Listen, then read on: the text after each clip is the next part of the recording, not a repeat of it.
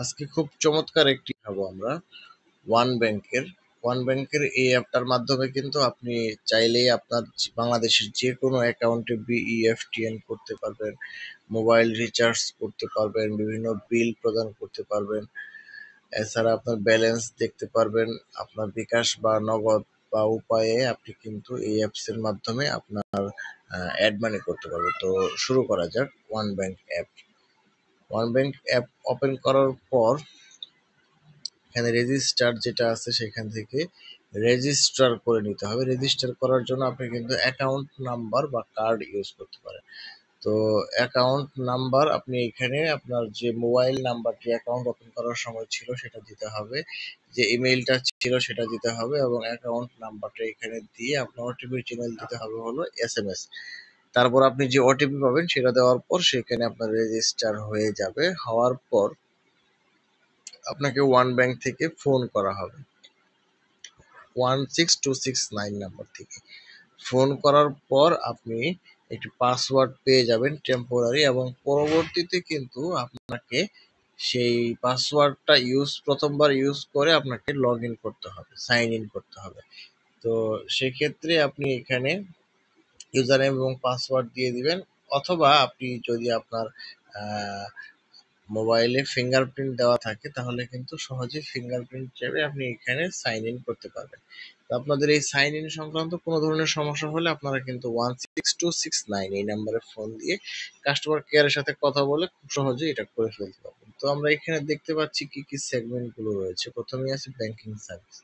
Banking সার্ভিসে গেলে আপনি অ্যাকাউন্ট ইনফরমেশনে ক্লিক করলে কিন্তু আপনার কত ফান্ড আছে, ব্যালেন্স আছে এবং আপনার অ্যাকাউন্ট নাম্বার কত সেগুলো দেখতে পারবেন, এবং ফান্ড ট্রান্সফার রয়েছে। এই ফান্ড ট্রান্সফারের মাধ্যমে কিন্তু সারা বাংলাদেশে যে কোনো ব্যাংকে আপনি আপনার ফান্ড ট্রান্সফার করতে পারবেন। সেজন্য আপনাকে আগে বেনিফিশিয়ারি ম্যানেজ করতে হবে। বেনিফিশিয়ারি ম্যানেজমেন্টে গিয়ে আপনি যদি ওয়ান ব্যাংকের কাউকে অ্যাড করতে চান তাহলে ওয়ান ব্যাংকের দিতে পারেন। আদার ব্যাংকের হলে এখানে আপনাকে গভর্নমেন্টের যে প্রসিডিওরটা আছে বিইএফটিএন আরটিজিএস, বিইএফটিএন এর জন্য কিন্তু আপনার 1 কর্মদিবস পর্যন্ত সময় লাগে।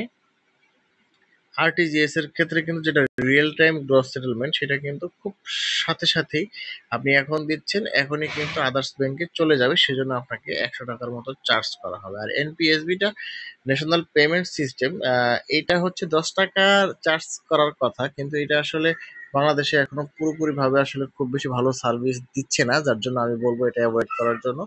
জেনারেলি আমরা আসলে বিএফটিএনটা ইউজ করতে পারি, এটা আসলে ফ্রি একটা মাধ্যম এবং আমরা কিন্তু এটা করতেই পারি। তো এখানে আপনি আদার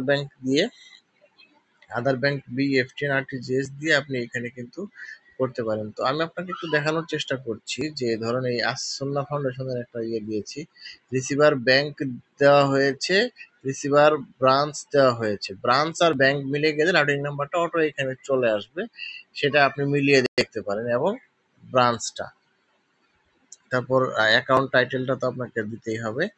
তো ঠিক আছে, আমরা এখন দেখবো ফান্ড ট্রান্সফার করতে গেলে কি করতে হয়। ওন ব্যাংক মানে হচ্ছে ওয়ান ব্যাংকের যদি হয়ে থাকে, ইন্টারনাল ব্যাংক ট্রান্সফার সেই ক্ষেত্রেও ওয়ান ব্যাংকের ট্রান্সফার করতে হবে, এবং ডোমেস্টিক ফান্ড ট্রান্সফার এখানে আমরা দেখবো যে বিইএফটিএন চ্যানেল সোর্সে ক্লিক করলে কিন্তু আপনার যে অ্যাকাউন্টটি আপনি ওপেন করেছেন সেইটি ক্লিক করবেন, এবং বেনিফিশিয়ারি ম্যানেজমেন্টে গেলে কিন্তু আপনি কাকে দিতে যাচ্ছেন সেটাতে ক্লিক করতে হবে।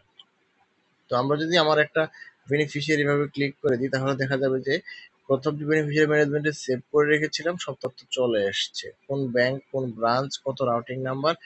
জাস্ট কষ্ট করে আপনাকে এখানে অ্যামাউন্ট দিতে হবে এবং নেরেশনে আপনি কি লিখতে চাচ্ছেন এই ট্রানজাকশনটাকে ট্রেস করার জন্য সেটা কিন্তু আপনি দিতে পারেন। যেমন এটা যদি হয়ে থাকে আমার সেপ্টেম্বরের ট্রানজাকশন, সেপ্টেম্বর 25 দিয়ে ওটিপি দিলেই, যে ওটিপি আসবে সেটা দিলেই কিন্তু বিএফটিএন প্রসেসে চলে গেলেন। এখন আজ যদি শুক্রবার, শনিবার হয় কিংবা বন্ধের দিন হয় তাহলে কিন্তু বিএফটিএন যদি আপনি আজকে করে থাকেন, ব্যাংক খোলার সাথে সাথে কিন্তু মোটামুটি 2-1 ঘন্টার মধ্যে এটা আপনার বাংলাদেশ ব্যাংকের মাধ্যমে আপনি যে ব্রাঞ্চে পাঠাতে চাচ্ছেন, যে অ্যাকাউন্টে, সেখানে চলে যাবে।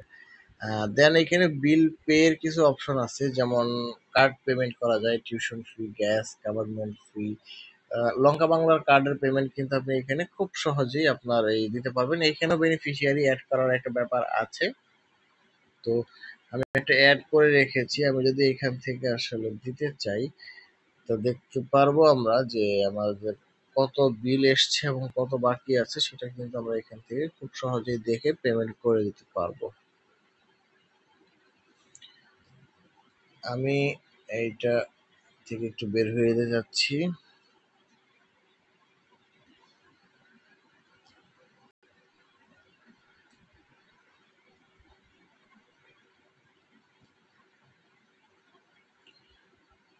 ওকে, এছাড়া টিউশন ফি, ইলেকট্রিসিটি বিল দেওয়া যায় হচ্ছে হলো DPDC, NESCO, DPDC prepaid.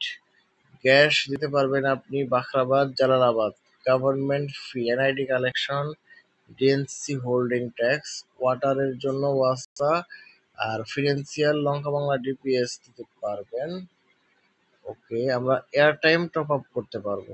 Airtime top আপের ক্ষেত্রে আপনি বেনিফিশিয়ারি ম্যানেজমেন্ট করতে পারবেন। জাস্ট এয়ারটাইমে গিয়ে আপনি যে মোবাইল নাম্বারে দিবেন সেই নাম্বার কিন্তু এখান থেকে সিলেক্ট করে অ্যামাউন্ট দিয়ে আপনি আপনার ব্যাংক অ্যাকাউন্ট থেকে খুব সহজেই আপনার অ্যাকাউন্ট রিচার্জ করে ফেলতে পারবেন। আপনি আপনার ট্রানজ্যাকশন অ্যাক্টিভিটি গুলো এখান থেকে আপনি মিনি স্টেটমেন্ট আকারে কিন্তু দেখে নিতে পারবেন।